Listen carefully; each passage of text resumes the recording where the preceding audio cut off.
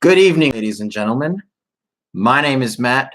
Welcome again to the Sin Bin. Very excited to bring you a review of Game 5 between the St. Louis Blues and the Boston Bruins.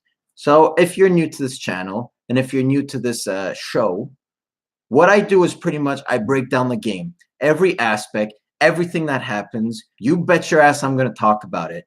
I have a bunch of notes. And God knows that tonight there was a lot of notes to be taken. And I kind of run down through every play, give my thoughts about it, give my opinion, and so on and so forth. So pregame notes. Tonight, the pregame notes were a little light. All I had was about Chara. So Chara last game took a puck to the mouth. He came today looking crazy with that bottom lip, inflamed like shit. So I was wondering, is Chara going to play tonight?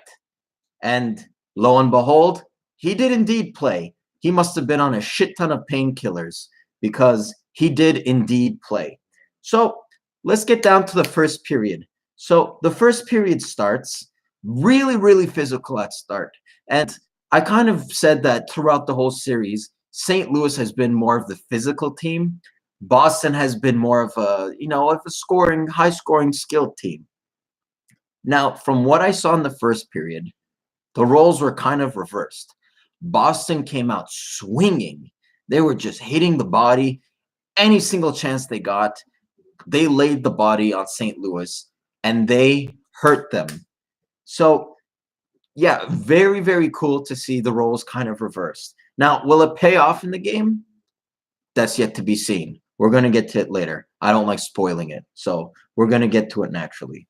So, first off, Schenn, early in the first period, had a reverse hit on Chara. And this is kind of a theme that's going to be seen throughout the whole game. The Blues were going after Chara. So as I alluded to, he took a puck to the mouth. It looked painful as hell. And if you saw him, he was bleeding all over the place. And credit to him to get up on his own geese and just go to the bench and get some repairs and then come out within the same period. But people were suspecting it may have been a broken jaw, and I'm certainly one of them. So people might think, if it's a broken jaw, why don't they just put a fishbowl on his face, which is slang, hockey slang for the mask with the shield? Why don't they put a fishbowl on his face, and everything's fine. He won't get hit in the jaw. He can play. Well, unfortunately, it's not that simple, because in hockey, there's a lot of hits. There's a lot of physicality. So if someone throws a hit on Chara, he might get a whiplash effect, and that might affect his jaw. Just being hit might, twist his jaw in a way that's not favorable, and it might make it even worse than the way it is now. So the fact alone that he's playing shows that he has a lot of balls, and he has big balls. And I know that goes without saying because he's 6'9", but goddamn, his balls are big. I would like to see it. He probably has the world record for the biggest balls. So Schenn was all over him this game. Schenn was all over Chara like flies on shit. And any chance he got, he would finish a check on Chara. For those of you who are new at hockey and who are just following hockey as of recently, you're probably looking at Chara and you're saying, man, this guy looks like a confused giraffe out there. So let me just tell you guys, having watched hockey for a long time, that wasn't always the case. Chara used to be in, say, the top 3 defenseman talk. Definite Norris candidate every single year. I would say during like the 2008 to the 2013-ish period, Chara was definitely in those talks for being the best defenseman. And you're looking at him now and you're wondering, man, what happened?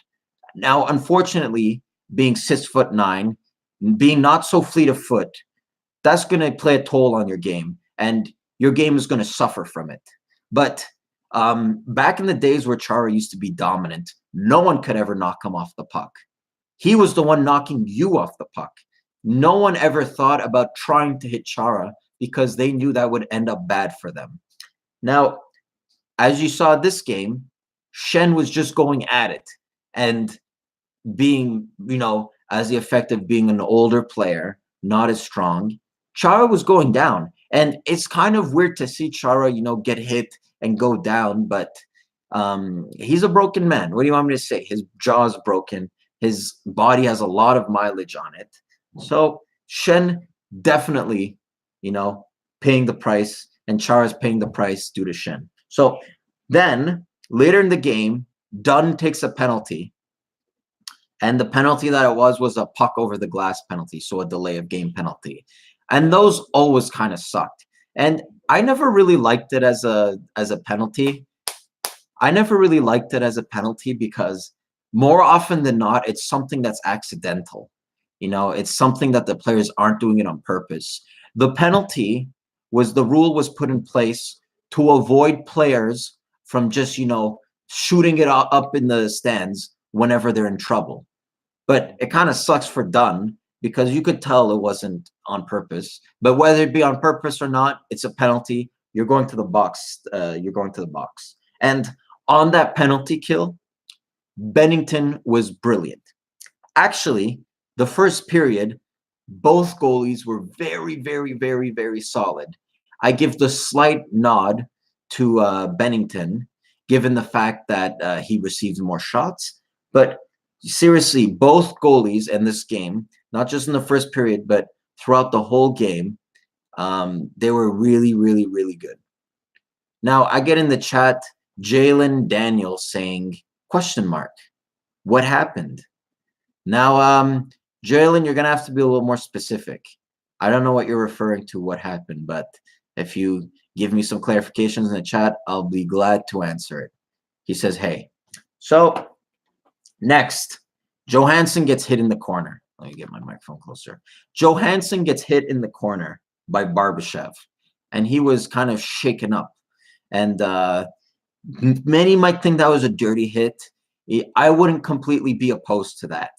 And it was kind of a little bit close to the head. But Jalen is writing, so what happened with the controversy? So I'm not going to jump to the chase just yet. I want you guys to wait and find out. But this game was riddled with controversy. And one play in particular will get fans talking because many people don't agree with the call that was called on the ice by the referees. And that may play a part into why the Blues went on to win. But I'm going to get to that later. I'm still talking about the first period here. Once I get the third, I'm going to explain the whole thing. So next, Bennington, as I said, really, really solid in his net. And I criticized him solidly in the past few games. I said he didn't look really comfortable. He looked like he was swimming out there. He looked like he was losing his net at some points. Tonight, he looked like Carey Price. And I don't throw out that compliment very often. But if you look at Jordan Binnington tonight, I saw Carey Price. He just looked cool. He looked calculated. He looked comfortable. Any more adjective with C's, you can just add it to the list. Bennington kept his team in the game.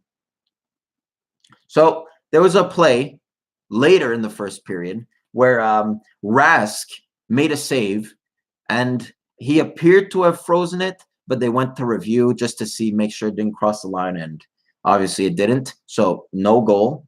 That's pretty much a no-brainer. Now, Chara's game, I put a little note in there talking about Chara's game. I thought his game was up and down, and something I learned later on in the game is that you usually dress 6 defensemen and I think 12 forwards. So in tonight's game, the Bruins opted to dress 7 defensemen, and consequently, they only had 11 forwards. The reason why they dressed 7 defensemen as opposed to the usual 6 is because they weren't sure about Chara's condition. They weren't sure if he was going to play. He was pretty much a game-time decision. And that's why they put an extra one just in case. But as a result of having 11 forwards instead of 12s, all of the lines were kind of all jumbled up.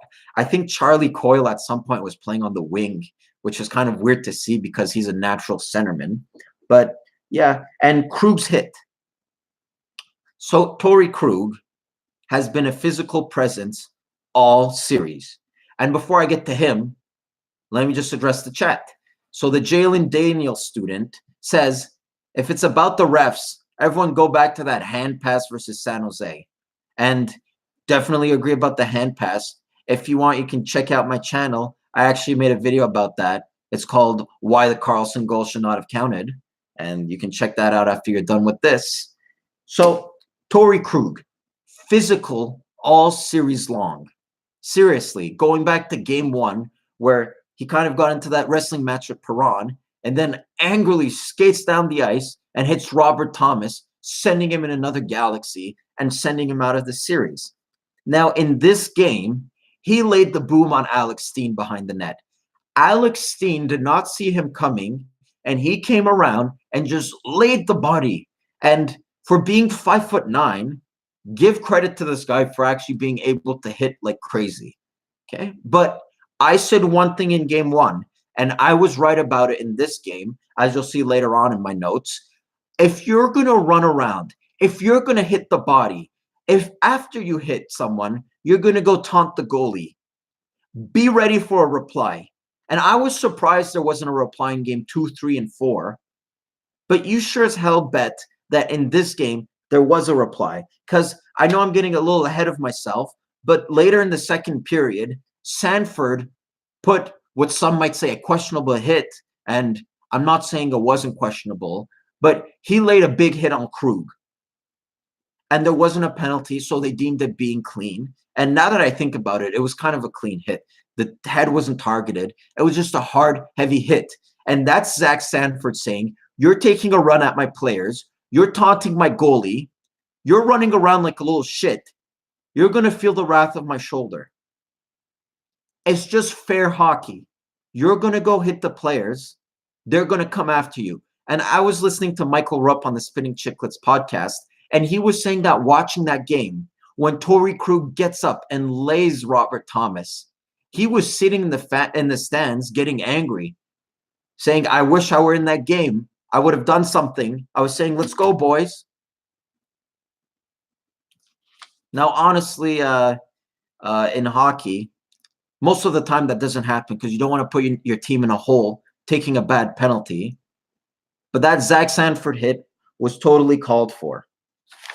But the fact that Krug laid that big hit, it just showed how physical Boston was being this game. Boston had a physical edge to them that I have yet seen in the playoffs. And we always talk about the big bad Bruins, you know, that cliched statement. This game, they kind of looks like the big bad Bruins. And I was there in the first period thinking, man, St. Louis better get their shit together because this doesn't look good. So Jalen Daniel says, by the way, I'm subbing because you actually listen to your fans. And Jalen, that's seriously, it's the biggest compliment. I'm so humbled. Thank you for subbing. And yeah, I always listen to my fans, the best fans in the world, all 52 of them now. And hey, Jalen, tell your friends about it. Make them tell their friends about it and make them tell their moms about it. I kind of like MILFs. So next, as I said, both goalies were A+. I'm not really going to get into that note point. So then there was a power play for St. Louis late in the first period. And Rask just made a great save on David Perron from Sherbrooke, Quebec, nonetheless. But Rask just held the fort. And at that point, it was still 0-0. But that wasn't for long because the second period started. And they say in hockey, there's a saying that the goals that kill the most are the ones early in the period and the ones late in the period. That seems to deflate the opposing team the most. And early in the second period, Ryan O'Reilly, you know, blonde beard himself, puts it in on a beautiful pass by Zach Sanford. Now, Zach Sanford is an interesting player because he wasn't initially in the Blues lineup. They lost Robert Thomas due to injury, and Zach Sanford got squeaked in. And after this game, this is the third game where he gets an assist. And he's been making some beautiful passes. He's been playing physical. He's been skating hard. Hey, I'm a big Zach Sanford fan, and I think he's from New Hampshire too. So that's an extra bonus. Big fan of New Hampshire. I love Portsmouth. So then Shen again laying the hits on Chara. You got to think that for Chara, these hits are going to add up. And, you know, there's still, it's not the end of the world. They didn't win the Stanley Cup yet, but I wonder if the Bruins are going to decide, hey, look, you've been through a lot. We don't want to cause any further injury. Chara, listen, take a seat. We'll play Camphor and just take a seat because we don't want you to get injured. We don't want you to, cost the team. So, as I said, Sanford laid the hit on Krug. I'm not going to get into it. I kind of already talked about it. And then there's a Perron penalty on Pasternak. So Perron got what was an interference penalty, and he was very, very angry. He was adamant. He was yelling at the refs. And to be honest, I could see where Perron was coming from, but it's kind of a call that could go both ways. I'm not super angry that it was called, but I wouldn't have been angry if they didn't call it either. So one of those plays that could have went both ways. I noticed something throughout the game. So they showed the stands, and lo and behold, I see David Backes. And I'm there thinking, wait, David Backes is injured? As I take a sip of juice. Oh, that's fucking fresh. Oof. Some mango nectarine. Big fan of mangoes. Anyway, what was I talking about? The fuck? Oh yeah, David Backes. So I'm there thinking, David Backes was a healthy scratch, but then it's written under, yeah, he is a healthy scratch. And I was there thinking, man, that's kind of weird, because I thought he was kind of good in the previous games, at least in my opinion. Maybe the Bruins saw something that they weren't really happy with, but when I saw David Backes, he was being physical. He was getting under the team's skin. And sure, he's not the most fleet of foot. Pretty much anyone you're going to play instead of David Backes is going to be faster than him. But he was successfully getting under people's skin. And we saw throughout the series his little battles he was having with Sammy Blais. I was kind of shocked to see he was a healthy scratch. And I saw him, and you could see the sadness in his eyes. He looked like Ben Affleck in that press junket where it looked like he was about to cry. That's who he looked like. And what kills him is probably that it's his old team. He wants to play his old team. He wants to show them, that he's better off on his new team. But you can't do that if you're a healthy scratch, bud. So later, I know I'm going to sound like a broken record throughout this review, but Jordan Bennington gets an A+ for me. That second period, he just held the fort. And I'm so glad to see that, because I wasn't really confident in him this series. It seems like the prior series before this, whether it be Winnipeg, whether it be San Jose, I never had this fear. But it's until they hit Boston, I was like, man, I could see how he's a rookie now. He definitely seems a little shaky. This game, A+. Definitely A+, and I would give him the first star of the game, definitely. So then, late in the period, as I said, the goals that kill early on and later on, the Blues almost got a goal in the last 10 seconds. Pietrangelo finds himself in the crease, shoots it in an almost empty net. And the reason why I say almost is because Krejci was there, and he saves it, bailing out Rask. And if you're Rask on that play, you owe Krejci a steak dinner or whatever their Czech, right? Or no, he's Finnish, or whatever they eat in Europe, goulash or whatever. He owes him a goulash dinner, because that goal, had it went in, would have been a dagger. So, if you're a Bruins, you're energized after that save by Krejci. So then we get on into the third period. And before I do that, I think it's a good opportunity to look at the chat, see what Jalen Daniel is talking about. So he says, I got you. Probably referring to me to tell his friends about it. He says, I shared it on my story on Snap. LOL. So big thank you, buddy. That I really appreciate that. I'm hoping to get to a point where I get enough subs where I can actually start monetizing this and maybe start doing some cool activities. Like, every month I give away a jersey to the fans, a jersey of their choice. Obviously not a real jersey. It's going to be a cheap counterfeit jersey because I'm a cheap bastard. And speaking about being a cheap bastard, and actually, you know what? I'm going to save it until I get to it naturally. I want to stop jumping ahead. I like linear storytelling. I'm not much into these jump cuts. So anyway, Third period, Kampfer. Now, Kampfer is the guy who was supposed to be replacing Chara had they been playing six defensemen. Now, obviously, they played seven, so Chara and Kampfer played, obviously. But he hit the post, and that would have been a dagger. Again, I'm overusing the word dagger, but that would have been that would have been a really good story. Imagine you're out of the lineup.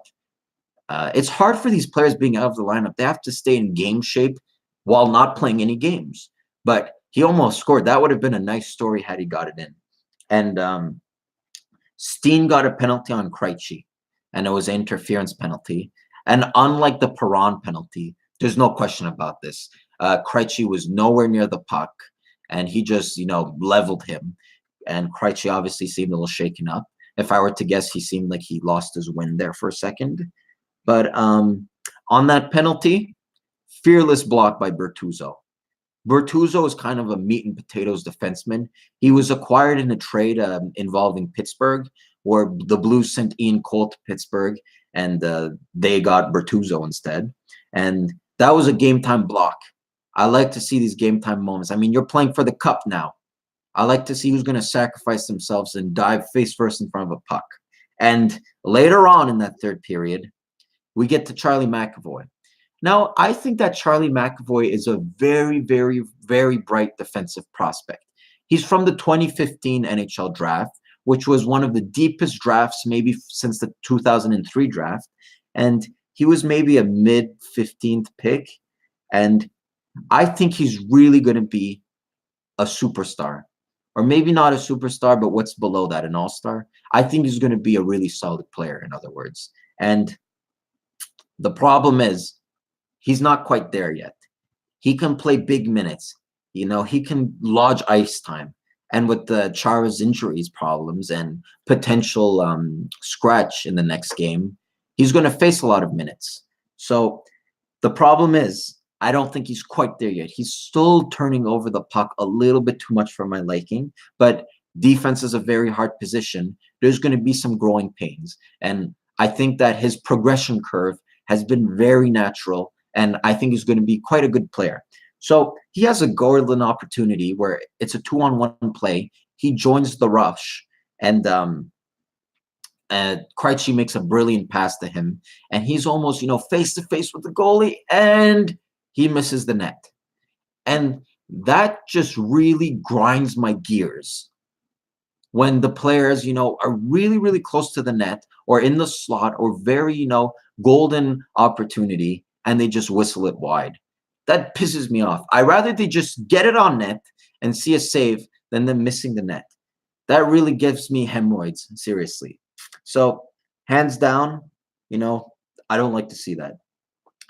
So now, I'm about to get to the controversial part, but first, there was a little play in the third period where Krejci, they put the puck on Bennington's pad, and Bennington covers it, and then all of the Blues player kind of put their stick over it as to prevent the Bruins player to get it. And Krejci kind of pushes Bennington's pad into the net. Now, the puck may have crossed the line, but the problem is that, sorry, I got distracted by a moth. It's weird. I don't know how it got in.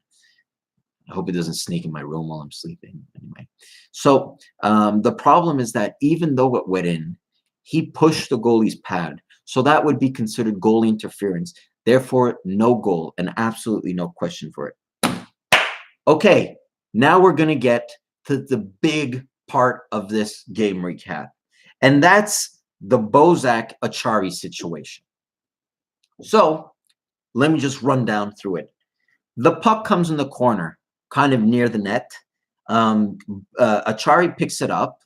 Coming behind Achari is Tyler Bozak, the St. Louis player.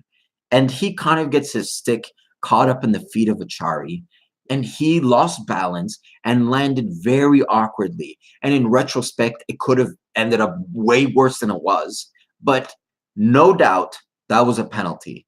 That was definitely a penalty. It's tripping. He tripped and he fell and hit his head on the ice. And there's no doubt that it shouldn't have been a penalty. And if you look at the Blues bench after it happened, they knew it. And they knew that when David Perron scored a few seconds later, they weren't celebrating like, if it were a natural goal. They were kind of like, yay, yay. So they knew it. It was definitely a missed call by the refs. And I even wrote in my notes right here. I said, before this happened, obviously, I said, wow, the refs are actually doing a decent job for once. And that Steve Kozari's a shit. Every game he seems to ref, there seems to be a controversy. And I wrote it down. I said, man, they're doing a good job. But obviously, it's an NHL ref, so he's going to fuck up at some point. And it came on, nonetheless, Bozak Onachari. So definitely should have been a penalty. It leads to the David Perron goal. And if you're the Boston Bruins, you all have hemorrhoids right now because you're just angry. Your face is red while you're looking at the screen. And as a result, as you saw, the Boston TD Garden was just flooded with objects that were thrown on the ice. Now, if I were a fan, I wouldn't throw objects on the ice. Not because I don't want to make a mess and all of that nice stuff. I'm just a cheap bastard. Those fucking hats are expensive. I went to Lids to get a baseball cap. It costs like an extra $20 to put 69 on the side. I'm not just going to throw it on the ice because Steve Kozari's an idiot. Anyway, so definite blown call. 2-0 St. Louis. Now, the Boston Bruins, they could have just given up a la Vegas Golden Knights in round one, where they, bad call went the other way, and they just gave up. But no, DeBrusk scores a goal, brings the deficit back to 1. And, props to Torrey Krug for keeping that puck in, because on that play, he kind of took a stick to the face, and he was grabbing himself doing the, oh. And the puck almost went out. And you saw on the St. Louis bench, they were going to the iPads. They were looking like, oh, there might be an offside here. But Krug kept it in. Credit to him, 2-1. We got a hockey game. And there's still considerably a lot of game left to be played. Now, let's go to the chat a little bit. So, Jalen Daniel, you're going to get a lot of the spotlight since you're the only one commenting. He says the Blues are going to do it, but Bruins maybe next season. And he says, you want to know what really grinds my gears? Yeah, I want to know what really grinds your gears. But in the meantime of you writing it, I'll give you something that really grinds my gears. And this is something that pisses me off times infinity. Marchand, late in the game, does something that is extremely dirty in hockey. It's underrated how dirty this play is that I'm about to explain. It could put a player's career in jeopardy. He can injure a player long time. And what I'm referring to is the low bridge hits. Marchand's not a big guy. In fact, he's the size of the corn that I put in my shit. So if he wants to make a big impact on a hit, he's going to kind of duck over and low bridge him and aim the knees. We saw him in the 2011 final. He got suspended for doing that to Salo. He did it again on Tarasenko, and Tarasenko was visibly not happy. And, credit to Tarasenko for not taking a dumb retaliation penalty. That's all Marchand does, And in fact, people call him the rat. This series, he's not been the rat. He's been the ghost because he's been completely invisible. The thing about Bradley Marchand is that when he's not doing stupid shit, such as punching a player in the back of the head when he's not expecting it, or licking a guy's sweaty face, when he's not doing that, that means he's off his game. And that means he's probably not putting up any points on the board. And I think Pasternak had actually a decent game. He had a few good looks. But in terms of Marchand, and since I lick his ass all the time, I'm always gassing him up. I need to criticize him now. Patrice Bergeron needs to be better. In fact, Ryan O'Reilly is playing more like Patrice Bergeron than Patrice Bergeron. They were both nominated for the Selke, which is given to the best defensive forward. And so it seemed like it was just a little too late for the Bruins. And it ends up 2-1. Series going back to St. Louis. They're a little bit in hot water, the Bruins. I'm going to be honest. And it sucks for the fans. I completely agree. But this game, for me, it wasn't a must-win because obviously it's only game 5. So it's not a must-win, but it's as close to a must-win as it could have been for the Bruins. Because do you want to go back to St. Louis down 2-3 in the series? I sure as hell don't. So Jalen Daniel says, when the ref makes a bad call and it costs the team a game. And I agree, once again, making some really good comments out there, Daniel. So I almost prefer that a team wins fair and square, even though I don't like the team, than if a crappy call happens and the other team that I like ends up winning, if that makes any sense at all. He goes on to say, you're hella funny, though.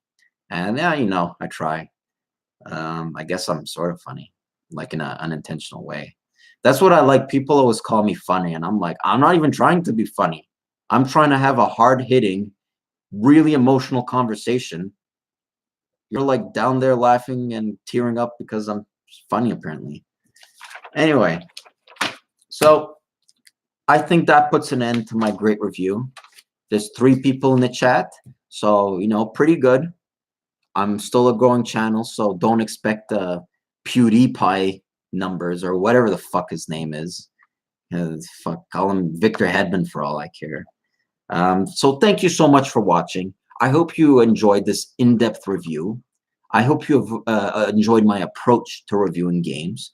If you want the squeaky clean, you know, approach, you can go watch the hockey guy. That's fine. His videos are okay. I try to like be more emotional, show a little bit more emotion, show some cracks in my armor. So I hope you guys enjoy this approach. And if you guys haven't done it already, please subscribe. Please hit the like if you think I've deserved it. If you think that I didn't deserve it, please write in the comments why. I like discussion. I like to know why. And Jalen Daniel say, I'll gas you up. Don't worry. So thank you very much. Thanks for gassing me up. But I warn you, I already ate at Chipotle today, so I'm already full of gas. But that being said, if you guys haven't checked it out already, I made a video on Evander Kane's hat trick of fights that happened way back in 2016. If you guys don't know what I'm talking about, you'd want to click that video, check it out. I'm sure you guys would like it. And without further ado, my name is Matt, signing off. Where's the fucking end stream button?